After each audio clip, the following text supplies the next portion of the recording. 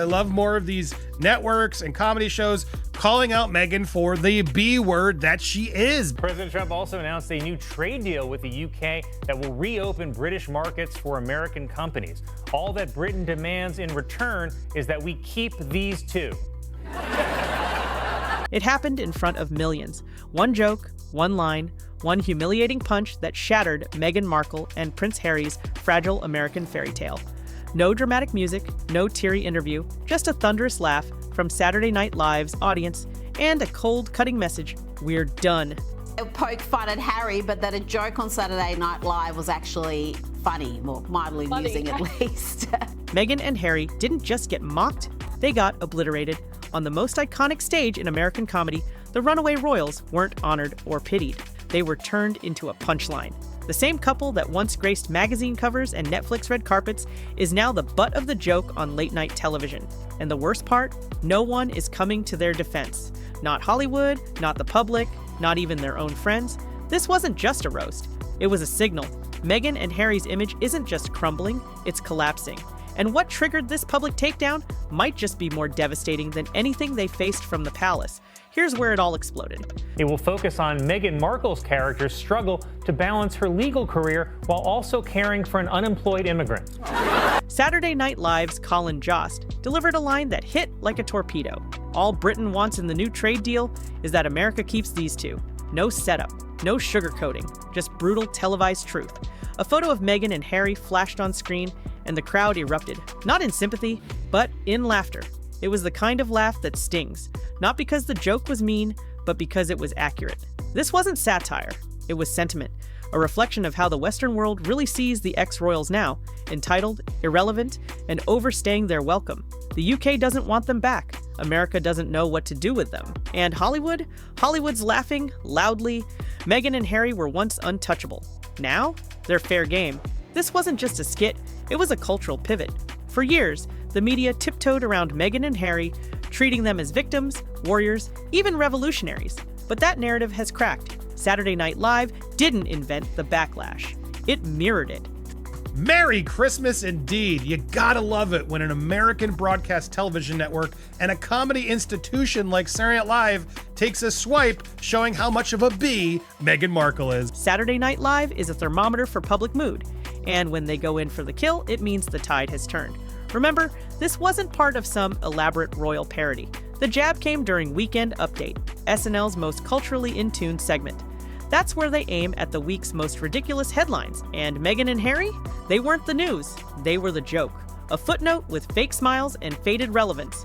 What used to be controversy is now comedy. And when the world stops fighting about you and starts laughing at you, it's game over. Now here's where the timing gets embarrassing. Just hours before the SNL episode aired, Meghan Markle was busy curating her perfect comeback image.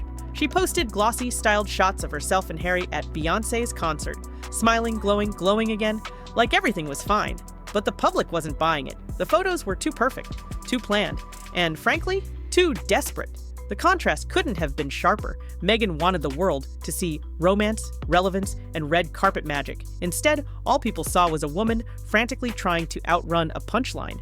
Her PR mask didn't just slip, it shattered. The audience didn't see grace, they saw a cover-up. A last-ditch attempt to rewrite the story, just hours before the comedy world did it for her. Here's where it gets really cold. Hollywood, the land of reinvention and second chances, has ghosted Meghan and Harry. They weren't invited to the Met Gala, they didn't present at the Oscars, their brands were absent from Coachella.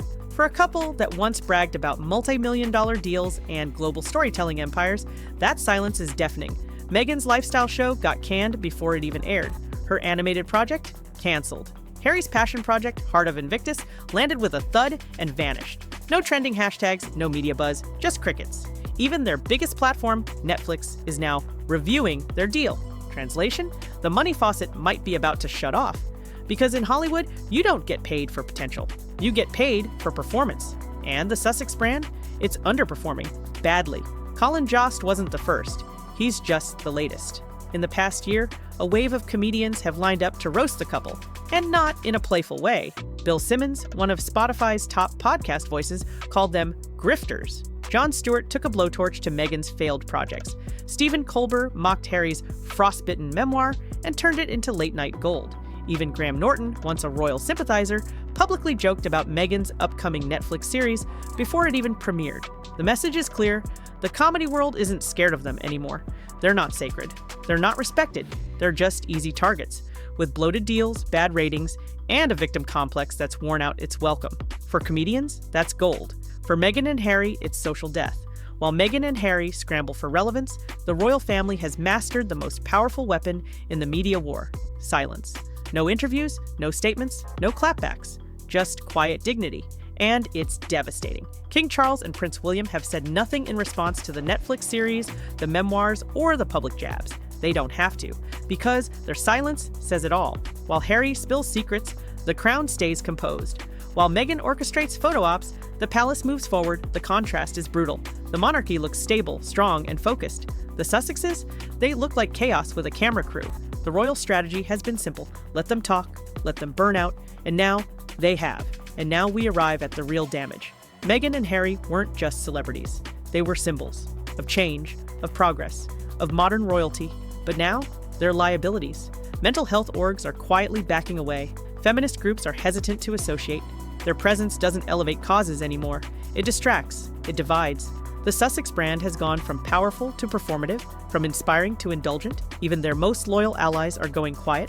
When the people who once championed your voice stop answering your calls, you're not a movement, you're a warning. Meghan's activism now feels like a campaign. Harry's grief feels like a script. And the world, once enchanted by their escape from the crown, now sees it as a messy rebrand gone horribly wrong. Here's the final gut punch. The joke wasn't just about Meghan and Harry. It was about everything they represent: entitlement, overexposure, and Hollywood delusion. They walked away from royalty to chase independence, but ended up chasing headlines. They called out palace protocol, only to embrace streaming contracts and Spotify millions. They said they wanted privacy, but never stopped talking. And now, no one's listening. The media isn't fawning. The influencers aren't posting. And the comedians, they're feasting. Meghan and Harry's fall isn't just a PR blunder, it's a full-blown narrative collapse. They tried to control the story, they lost the story, and now they've become the story for all the wrong reasons. So what happens when the world stops watching, when the buzz goes quiet and the headlines fade? For Meghan and Harry, it means facing a reality they never prepared for: irrelevance. Not scandal, not exile, just silence. The kind of silence that follows a joke so loud even the palace doesn't need to clap back. The world isn't angry at them anymore, it's bored. The Sussex brand is no longer controversial, it's tired. And in a culture obsessed with the next big thing, tired is the kiss of death. Meghan and Harry thought they could write their own rules. They thought they could outplay the palace, outshine Hollywood, and outlast the critics. But now, they've been reduced to a punchline. And that punchline played live on national television. It's brutal, it's symbolic, and it's the clearest sign yet. The world has moved on.